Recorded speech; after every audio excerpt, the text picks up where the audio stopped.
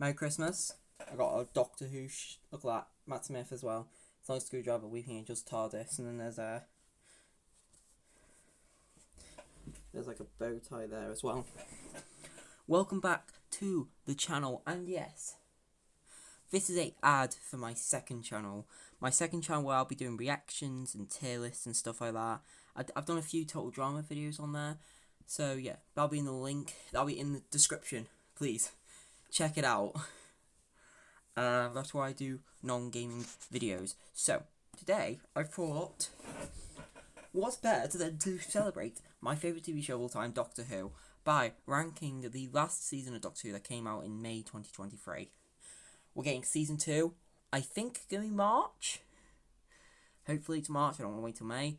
And yeah, we're going to be reacting to all 8 episodes of the season, plus the Christmas special that came out in 2022. So, let's begin.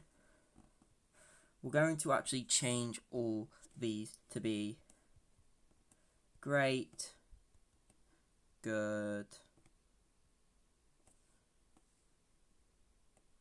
okay,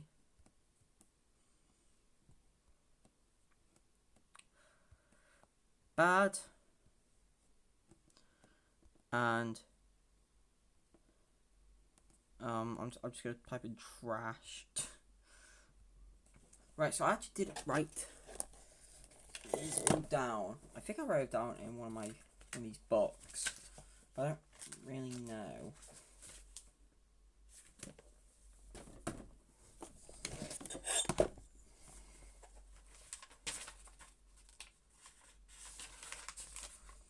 There we are.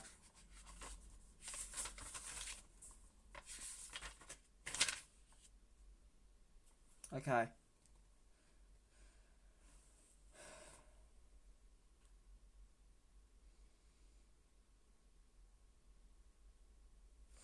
Time to rank every episode from this season. Right, let's begin. Trisha Ruby Road. This is a pretty good Christmas special, all things considered. I think it showed off the Doctor quite well. His relationship with Ruby was nice to watch. He just flat on murders the Goblin King, which was fun. Some funny moments and jokes in this episode. Get quite serious as well. And it starts off a really good mystery. That's going to last the whole season. Let's see if they're not going to throw this mystery away. Wink, wink, nudge, nudge, jump off a cliff. So yeah, I'm going to say this is pretty good.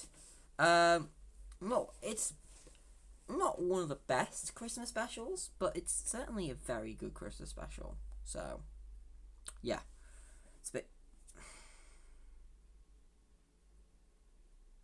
Now, sometimes the Christmas special can be a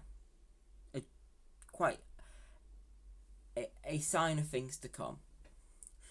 This season it's not. Now, I will to talk about why I don't like this season all I want, and I'm going to do that afterwards. So let's just begin with Space Babies. This is bad. Maybe it isn't a standalone episode, but for a season opener, it's bad. Isn't that right, Mist? I've got my cat here with me. Hello. So, and the reason why it's bad is not only is the kind of CGI on the baby's mouth really weird, which I get is hard, like, but it just looks bad. But just, it feels like exposition jump. Unlike season 1, where Christopher Eccleston's Doctor had a lot of it was new information, and also it was spread out across the whole season. This just felt like, oh, by the way, this happened. Did you know about this? Using my cat in the background there. Are you photobombing? I tried me my laptop before you jumped on it and froze it off. Anyway, just the acting's bad. It doesn't feel like an episode. It feels like they could have done. It feels like a YouTube video being like everything you need to know about Doctor Who for watching the new season. It's bad. You know, and I just can't get to like it. I don't know. The Bogeyman is just a weird idea. I guess it's a cool moment of the Doctor feeling bad for it and saving it, but like, that's all I'm going to say, really. It's bad. Next up, The Devil's Court. It's okay. I have problems with the episode. I think some scenes drag on a bit too long, and cat's tail. And the aforementioned, well, not the aforementioned, but going to mention the music. He just whacked me with a tail. You all saw that. That's assault. Cassault. Castle. No. I think Jinx Monsoon does a very fantastic performance. Wait, no, that's not. It's John. Is Jinx the person's name or the character's name? What's the character's name?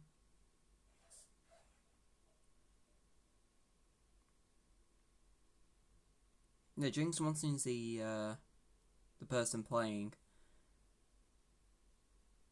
Maestro. So Jinx does a very good job as Maestro. But this is a historical, and every historical ever has the Doctor team up with the historical characters. The Beatles are barely in it. Damn it. The Beatles are barely in it, and it just does not work. They just turn up and win. It's like, no, it makes no sense. You haven't been in the episode the whole time. Then there's the music at the end, and it's just like, it's a mess, but there are some good moments, okay? I like the references to the fact that the Doctor doesn't know if Susan's still alive. I think that's really, like, touching to kind of look at, considering the fact that the Time Lords are basically genocided twice. But, you know,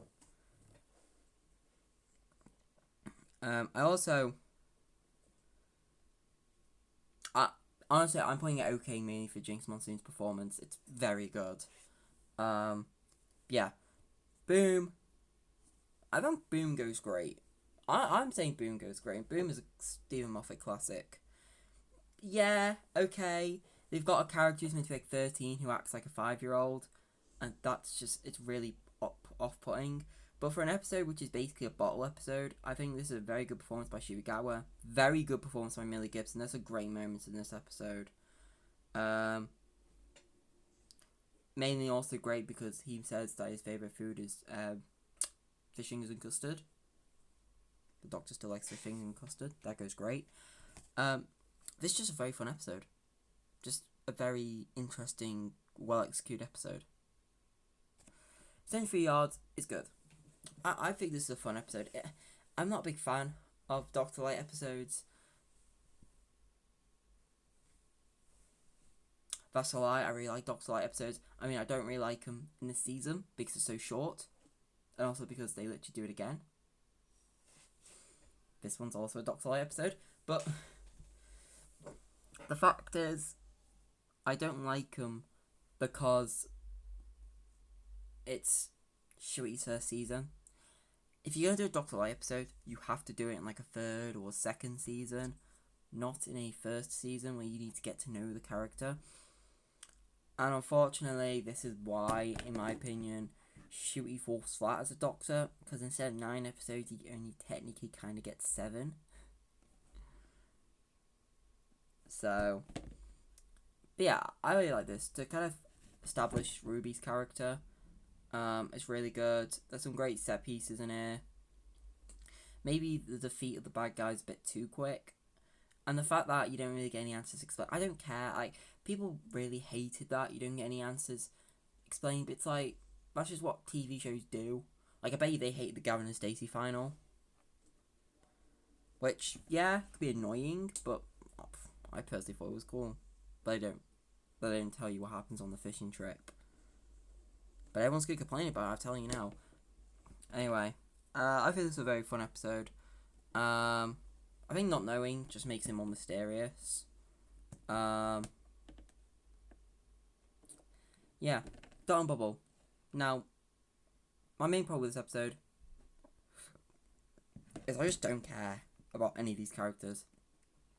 When Ricky September dies, I just genuinely don't care because I don't care. I don't understand these characters. Also, I know they were trying to parody the Doctor, like Ricky September very much felt like the Doctor the way he was acting.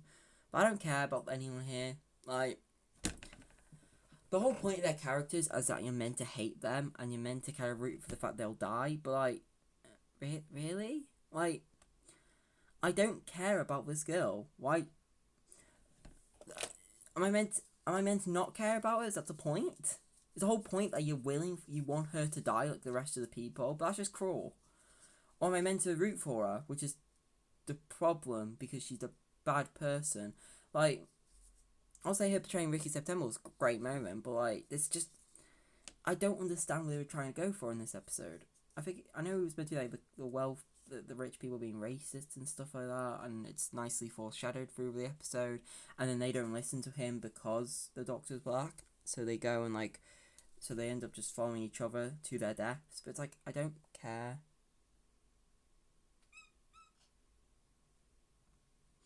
Apparently my cat really likes this episode. Do you like Dot and Bubble? I'm sorry, I'll change my mind.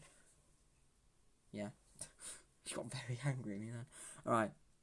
Just a bad episode. I don't understand what the appeal of this episode at all. Rogue is overrated. Now, I think it's a great performance by Jonathan Groff, but they could have done so much with this. Have the Doctor and him be rivals for the entire thing. Have him be what Captain Jack and the Doctor were before they became best mates. They were rivals. They were constantly trying to one-up each other. Have that. Have them constantly try and one-up each other, which causes drama and causes them to let the bad guys escape. But they have to work together anyway. It'd be so cool.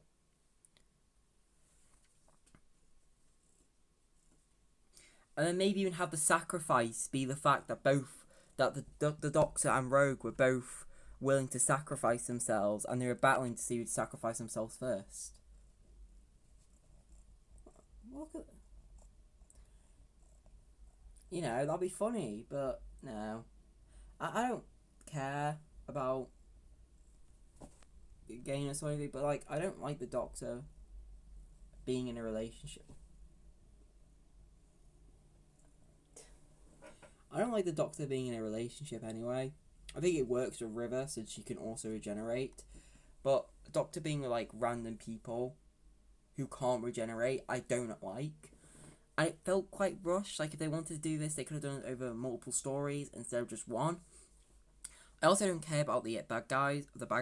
I don't care about anything Ruby has to do. I think the set is really cool and where it takes place. There are some good jokes in here, but like, that's really it. I'm thinking it's bad. No, maybe okay, because I do like some of the jokes, and the set piece is really nice, and it's not as bad as these episodes. It can go okay, I guess. Now, the 2-part finale. Legend of Ruby Sunday is a great episode. Russell T Davies has a track record of fantastic first parts, but then fumble in the second part. The first, except for Parting the Ways and Bad Wolf, they're both really good. But all of David Tennant's season ones kind of have this, where the first part is really good. Look at Army of Ghosts, fantastic opening. And then Doomsday just kind of makes the Army of Ghosts one. Just Cybermen are really weak now, and the Daleks are the main bad guys, and there's just a lot of problems. And then you get to the sound of drums and well, the Last of the Time Lords, I don't even know the name.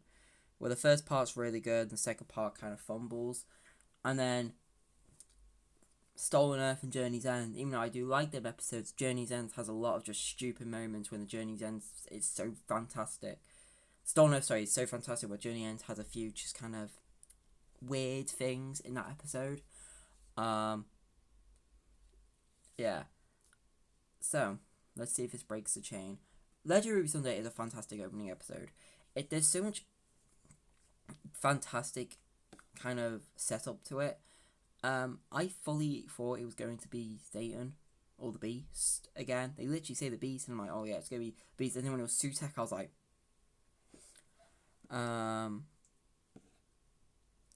this is a great opener. All the characters are really good here. So,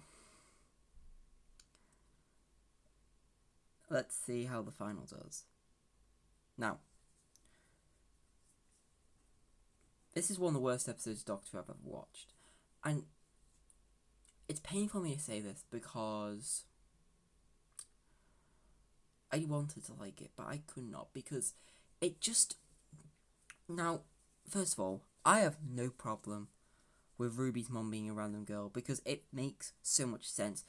The reason why the Doctor doesn't see her is because he thinks that she is just a normal, is someone special. We all thought she was someone special. That's the point. The Doctor is meant to kind of replicate the audience and how we think it's going to be someone special, but it's just a normal person, and the whole thing is normal people can be special too. Yeah, I like that. It's the fact that there's just so much, like, stupid stuff. Like,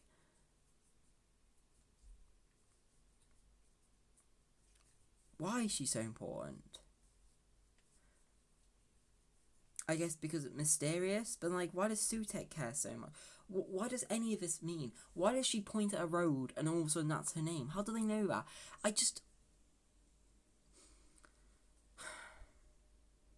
It felt like this episode was like, hey guys, do you remember Sutekh? And this is why physically no one wants to call this season 1, because it makes no sense. You can't bring back an enemy and be like, guys, it's Sutekh, and then everyone's like, who the hell's Sutekh? They also don't have Tales in the TARDIS over in America, so for the American audience, which are mainly going to be the ones discovering Doctor Who for the first time,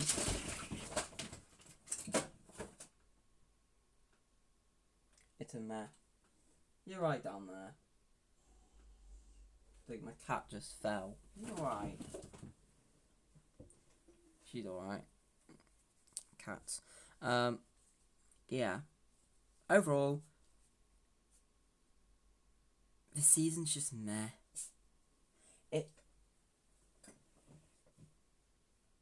It's not awful, but there's a terrible finale. The opening episode's really bad. There's just random stupid stuff that make no sense in my opinion, like a stupid musical number,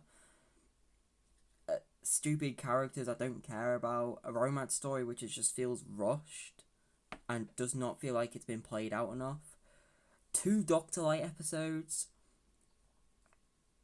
for some reason, plus the lack of speeches. Oh, don't even ask me about the fact that Sutekh literally gets pulled in by a rope and a whistle. Like, he gets defeated by a rope. The god of death, everyone. It doesn't help they also cut out 2 really important scenes. Like in this episode where they cut out the fact that where the Doctor's like, oh yeah, by the way, everything's gonna go really musical crazy when we reverse it all, which explains the musical number at the end.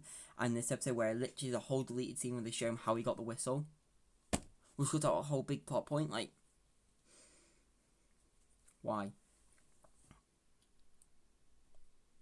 I'm gonna give this season a 5 out of 10. I think the great was great, the bad was bad. And even the okay. These 2 okays lead more towards bad than they do good, in my opinion. And even 73 Yards is kind of just teetering, in my opinion, on the okay to good scale. It was Russell's first time back, so I'm going to give him a pass. But I said he was trying too much. There was too much kind of storyline going on, which means something was going to have to be awful. And unfortunately, all of it was. So yeah, season 2 comes out, and I'm going to do a lot more Doctor Who content. I want to do kind of videos talking about each of the Doctors, maybe. I don't know. I want to do more, so that's why I've got a second channel where I'm going to be doing tier lists, reactions, and stuff like that. So yeah, please go check that out. That probably won't be kid-friendly like this channel is, mainly because I'll probably be reacting to things with swear words in. So, yeah. But anyway, I'll see you all in the next one. Also, put in your comments below. Do you agree on any of these? Do you disagree on any of these? Did you like this season? Overall, I'm also gonna rate Shuigawa and Millie Gibson. Sorry, I'm gonna do that now. Millie Gibson, I'm not a big fan of as Ruby Sunday. I think she's just not a good actress. Like, she's a good drama actress because in Coronation Street and all that, wherever she's in, is it Emmerdale, Coronation Street? I don't know. They're very much just talking like normal humans. Like, how was your day? Yeah, it was pretty good. I know, but why did you do that? I just thought about, you know me. But when you're acting like this, I don't know. There's no drama between these two. There's no angst. Shuigawa's the doctor just did not feel like a doctor because of the fact he didn't have any good speeches. The writing for the doctor was awful. He didn't have any good speeches. He spent most of the time crying, which can be effective, but when it happens a lot of the time, it does not work anymore. I think it happens here, happens here, happens here, I think it happens here, happens here.